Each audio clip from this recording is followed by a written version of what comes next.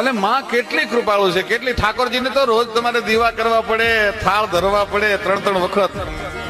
અને માને તમે નોરતામાં આઠમને એક જ દિવસ યાદ કરો અને એક ચપટી લાપસી જુવારો અને સાહેબ આખા વર્ષ તમારા કુળનું રક્ષણ કરે. આનાથી મોટી માં દુનિયામાં બીજી કઈ હોય? મારી વિહત તારું સપનું પૂરું કરશે, તારું અમર થશે નો